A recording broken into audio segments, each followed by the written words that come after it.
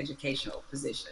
The educational part, we are long What is up, past, right? guys? It's me, We Vanity, back we don't in the have to stream, be and in today's educating stream, everybody we're gonna else be about race. We're reacting not to here the to soothe Black you. We're Lives not here to Matter make you Party feel Royale better. event, But and make sure you like and leadership is subscribe on something your different. TikToks, And Instagrams, it and looks peace. different depending on how you want us to take that leadership. Certainly, we are accustomed to being a voice on these issues. We're accustomed to setting the agenda.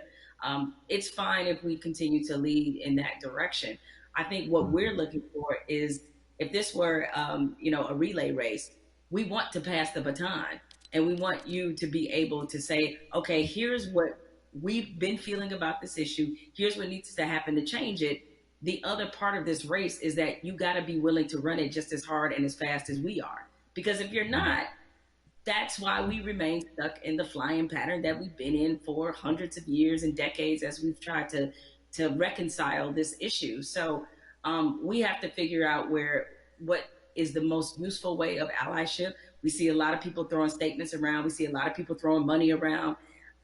We need that to be a focused effort, and more importantly, to be vocal about it. I can't I can't take any more double sidedness. There can be no more other siderisms. If I may make up a word, meaning that you give over here, and you're a company that is like, yeah, Black Lives Matter, except for in my boardroom where they don't, or except for in my organizational chart where they don't.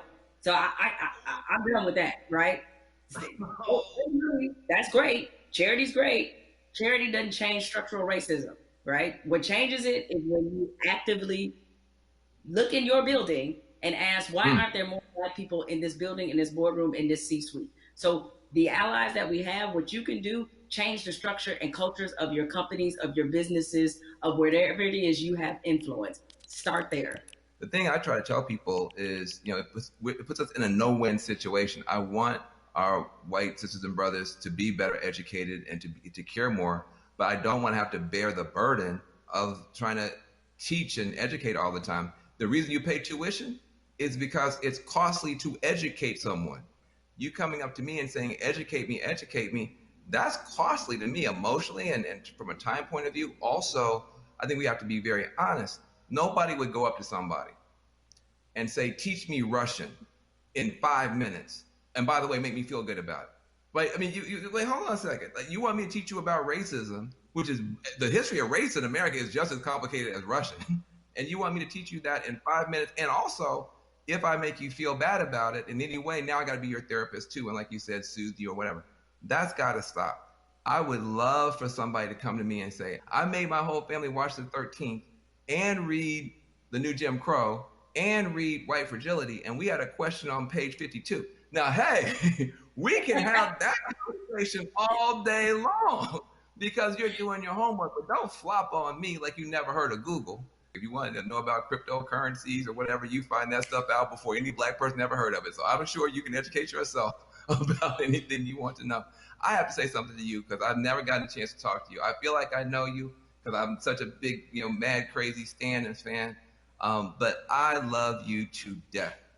I just am so proud of you. I'm saying proud of you almost as Patrick. I am so proud that you exist. Where do you find the strength to continue to do what you're doing and say what you're saying, even in the face of opposition, to the point where now the whole world has to listen to you? Where did you find the strength when they weren't listening? I guess maybe this is just part of the Black woman's condition, is that we don't know any other way. And most of us, I come from a line of Black women who were just like this. My mother's like this. My grandmother was like this, where it's the old phrase we've all used as Black people, making a way out of no way. And scream until they hear you. You know what I'm saying? Is that because the opposite, to do the opposite of that is what? Is that I can't even afford to do that. I don't know any other mode but to fight for what's right, but to try to stand on the right side of history, but to speak for people who don't have a voice or a platform as large as mine, because somebody did it for me. What advice do you have for people who want to have these conversations, maybe not as well spoken, not as well read as you might be, but who really are sincere and want to have a conversation? I think you have to start from a point of honesty and being real about what some of your beliefs, prejudice, biases are, where they come from, why you learned them. I think if you take anything else beyond race, as we get older, we do a whole lot of unlearning. Young folks, when you get to like your 30s, you do a whole lot of that, right? But yeah, my advice is to always start from the point of truth and honesty and self awareness. And you'd be surprised what you can get accomplished just by digging into those things. I mean, if you know you come from a racist background, or if you come from where race was talking about a certain way, be honest about what those What's up, conversations were Adrian? and what they taught Get you. on And ask Fortnite. yourself, is this the kind of person that you really want to be? Yeah, I feel like there's a 21st century mindset and a 21st century skill set that everybody's going to need a mindset of empathy.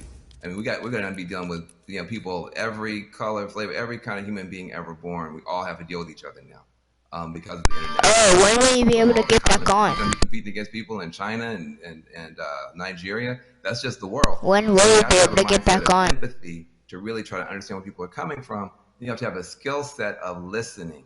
If you understand this conversation, you can talk to black folk and brown folk and Muslims, everybody else. So we're trying to confer a benefit to you. We're trying to make you better. It'll make my life better, but it'll make your life better too. Now, what charity are you supporting? Well, as some people can maybe see my T-shirt, it says "Support Black Journalists." Right? The lack of still Black journalists in most newsrooms is pretty appalling. What changed my life and what got me really on the right path in this business was being a member of the National Association of Black Journalists. NABJ is the largest minority journalism organization in the country. The development, the networking, job fair, internships, scholarships, what happens there has changed lives. It changed a lot of people's careers. I mean, people like you, Van, and everybody you want to think of, Roland Martin, Soledad O'Brien. It's just a number of people, Michael Wilbon, that are a part of this organization and have been able to build legacies there. And so it's on us to, again, usher in this next generation of young journalists who I get right Seem now like feeling when? really discouraged when they look at not just what a lot of newsrooms look like, a lot of networks look like, but also we're under the under the shadow of a pandemic right now. So there's a lot of journalists who have lost their jobs. A lot of companies are downsizing. They need a reason to believe and to be in this business. And so NABJ has done so much for my career and continues to do that for others. So that's the charity that I support and the organization that has changed my life and that of many others. Well, listen, I second that, third that, and fourth that. NABJ is a beautiful organization. I've got groups I want to support as well. But what I want to say to you is just thank you, thank you, thank you for your light, for your leadership, for your courage, for your entrepreneurship, for your T-shirts and all that type of stuff. Make sure to support the sister businesses, Yeah. and let's keep this conversation going. Much love to you. Thank you, Van. This is a pleasure. I got good news for you. I got bad news for you. The good news is that people are activating all around the world, all across the planet for change. That is a powerful moment. Here's the bad news. Unfortunately, this is not a one answer fixes everything situation. We're talking about systemic problems, which means it's not just one law or one person. You need 360 degrees of change to shift to get the outcome that's right. But we can get there if we keep talking, if we keep working, if we keep building. And if we do that, we can reshape America. That can be done. It's been done in the past.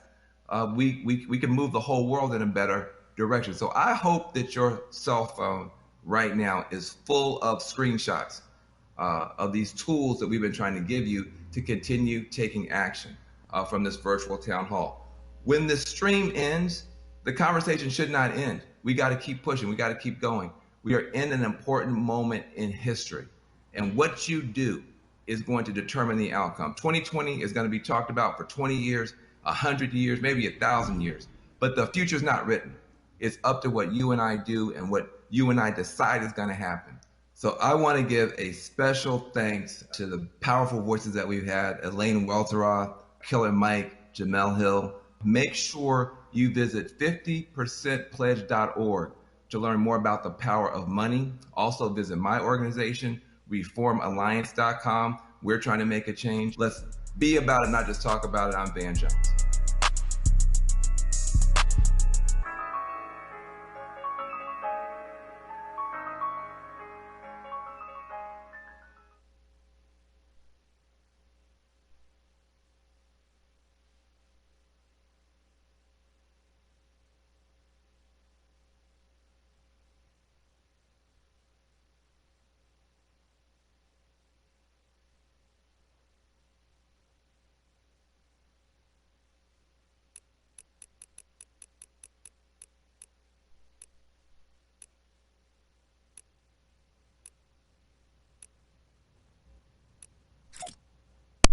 Well, guys, that's gonna be the end of the video. Make sure you like and subscribe.